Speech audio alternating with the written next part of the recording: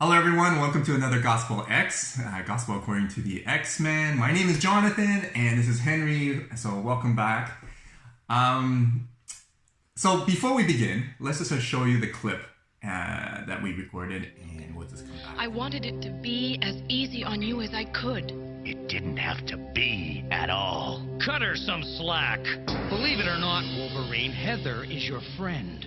We all are. You abandoned us, remember? Duty and sacrifice may not mean much to you, but they do to us. Why did you leave? It's none of your bleeding business. I don't know why I bothered to try. Welcome back. So, Henry, tell me, what are some of the highlights from this episode? All right, season 2, Yeah. episode 5. This is 5. Yeah, episode 5 and Repo Man. Repo Man, right? Okay, this was a weird episode. This was. Apologies. Thank you. This was a weird episode for sure. I mean, first.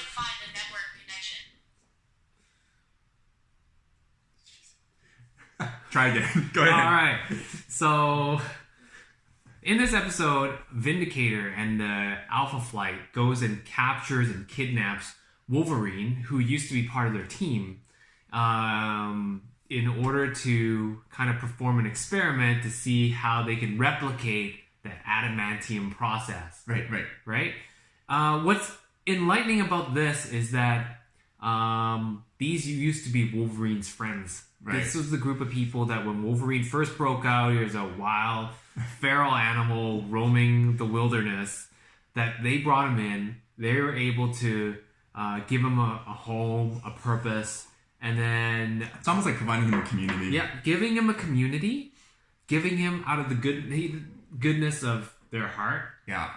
Although they did kind of make him into their secret weapon. Weapon X. Weapon X. Okay.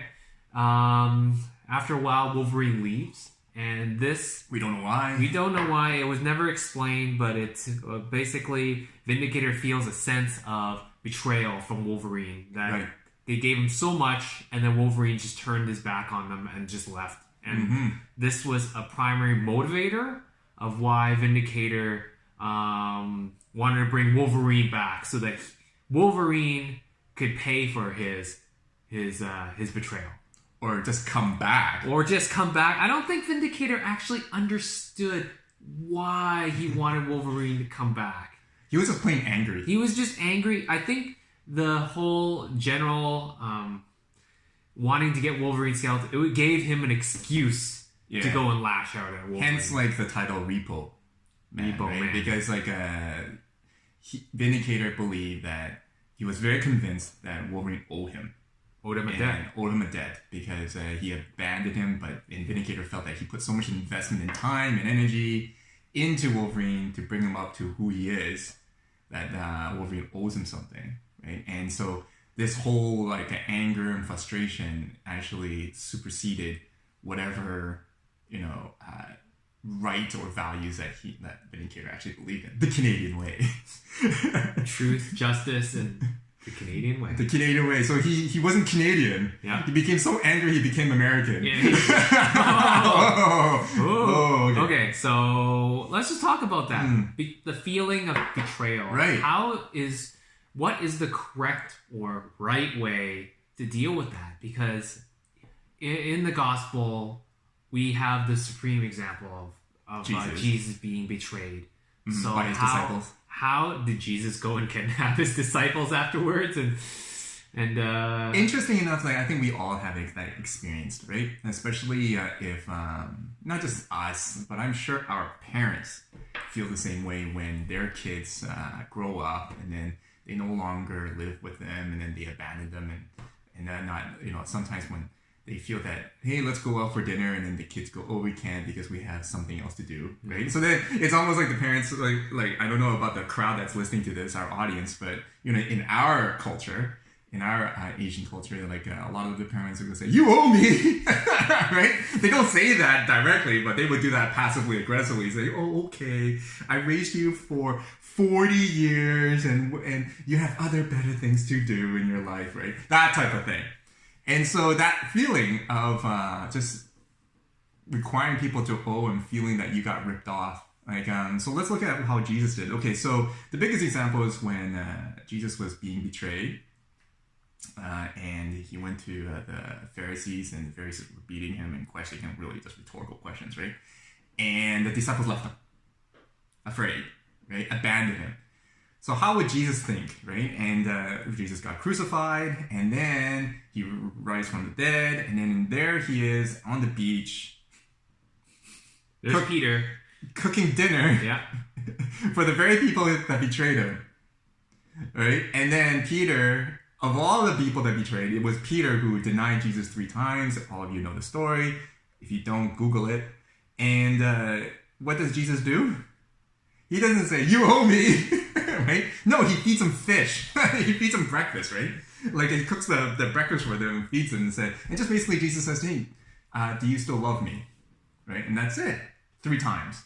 It's not like Jesus went after him and said, kidnapped him or saying, you owe me, and then ripped his skeleton off or something like that, right? Yeah. No, it was like Jesus just basically didn't even mention about the betrayal, didn't mention about the denial or anything, didn't mention that, didn't even say, I told you so to Peter. He just basically said, do you still love me? Mm-hmm. And then after that, Jesus says, I have a job for you. You go and do stuff for other people. Not do stuff for me, but do stuff for other people. Feed my sheep, etc., etc., which is interesting. So, what am I getting at? I think it's a very hard lesson for all of us. Yeah, Jesus is God. And you know what? In the episode, Vindicator acts just like any normal person would who's been betrayed, okay? Yeah. Like, there's a high bar, a high standard that Jesus set for us. And, and it's something that we have to pursue. And interesting enough, before we started this recording, we looked up what vindicate means because both of us wanted to double check our definition before we even say anything. Interesting enough, dictionary says to clear someone of blame or suspicion. And vindicator was actually not doing that. He was doing the opposite. He was doing the opposite. And which Jesus, on the other hand, was the true vindicator. Right? And he is the true vindicator where he actually removed the blame from us. And interesting enough, I think that personifies what the gospel is and why Jesus died for us, is to remove the blame, remove any debt that is owed to anyone through his death on the cross and his resurrection, is to remove that debt owed. So that we no longer want. So Jesus is not the Repo Man. Then. Jesus is not the Repo Man. In fact, he's more like the debt canceller.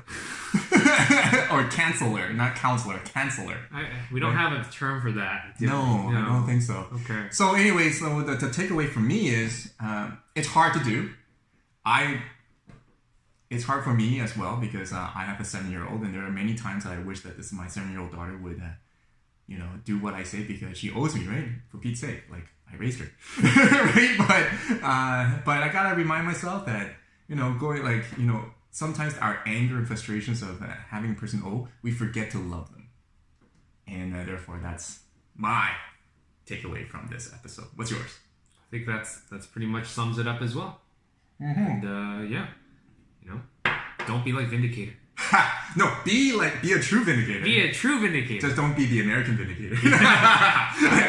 Okay. Well, thank you everyone for watching this episode. Until next time, have a great week.